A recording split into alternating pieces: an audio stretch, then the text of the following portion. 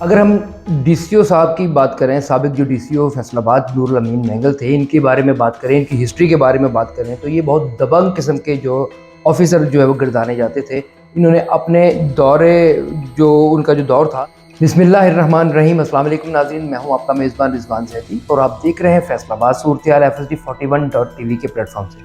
ناظرین، ایک بڑی اہم خبر جو ہے وہ گردش کر رہی ہے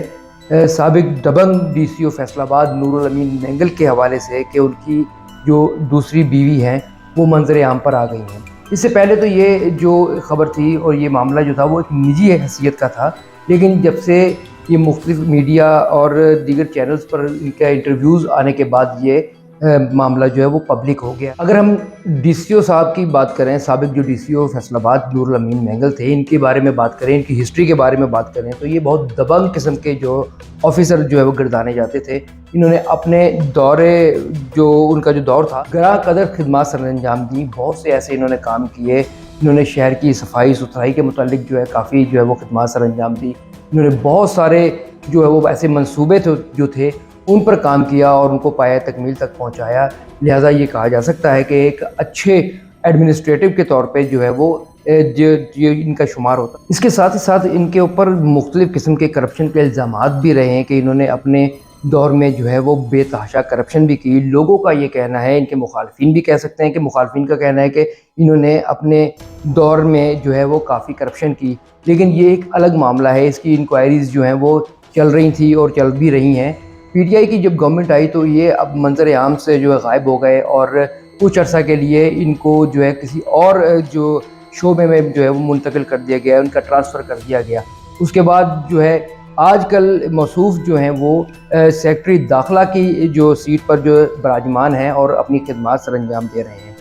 ناظرین، یہ تو تھی ان کی ایک بیک گراؤنڈ ہسٹری کہ انہوں نے اپنے دور میں کیا کچھ کیا، لیکن اب جو صورتحال وہ یہ ہے، جو ان کی سابقہ بیوی جو دوسری بیوی ہیں ان کے الزامات کے متعلق اگر ہم بات کریں کہ انہوں نے جو الزامات عائد کیے ہیں وہ کافی سنگین ہیں۔ ان کا کہنا ہے کہ انہوں نے جب 2018 میں ان سے شادی کی تو معاملہ بالکل صحیح تھا، بڑے اچھے طریقے سے جو ہے زندگی گزر رہی تھی، لیکن بچی کی پیدائش کے بعد ان کے نظریات اور ان کی سوچ جو ہے وہ بدل گئی۔ ان کا یہ بھی الزام ہے کہ انہوں نے یہ بھی کہا کہ نور الامین مینگل صاحب نے ان پر توجہ دینی صرف اس لیے چھوڑ دی کہ ان کا کہنا تھا کہ بھائی تم موٹی ہو گئی ہو، تمہاری سکن خراب ہو گئی ہے اور بچہ پیدا کرنے کے بعد جو ہے وہ عورت کسی کام کی نہیں رہتی۔ یہاں تک تو صورتحال ایک سامنے ہے،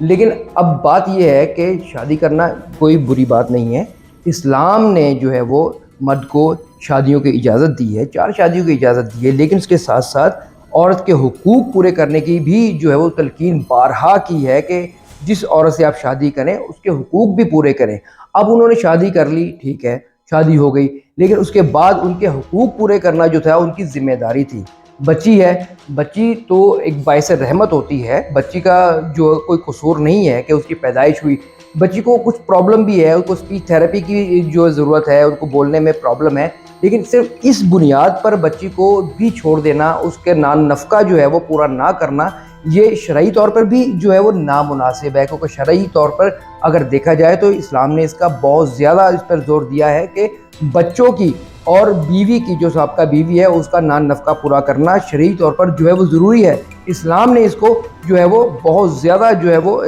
اس کے اوپر جو تشریح بھی دی ہے۔ تو دوسری بات یہ ہے کہ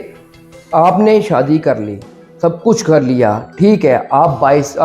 صاحب حیثیت بھی ہیں، آپ جو ہے وہ تمام بنیادی حقوق پورے کر سکتے ہیں، لیکن صرف اس بحث پر، اس بنیاد پر آپ بچی اور اس کی والدہ کو جو ہے بے یار و مددگار چھوڑ رہے ہیں کہ جو آپ کو وہ پسند نہیں ہے، آپ کو اس کی جو ہے وہ خد و خال پسند نہیں ہے۔ صرف خد و خال پسند نہ آنے پر آپ ایک عورت کو چھوڑ رہے ہیں، عورت کو چھوڑ کر زندہ درگور کرنے کے مترادف جو کیونکہ ہمارا معاشرہ ہے وہ طلاق یافتہ عورت کو جو ہے اچھی نظر سے نہیں دیکھتا۔ آپ نے ایک عورت کی یہ زندگی برباد کر دی۔ اور دوسری بات یہ ہے کہ ان کی سابقہ اہلیہ کا یہ بھی الزام ہے کہ انہوں نے مختلف لڑکیوں کے ساتھ اور دیگر لڑکیوں کے ساتھ بھی شادی کے وعدے کیے، جھانسے دیے، ان کو میسیجز کیے کہ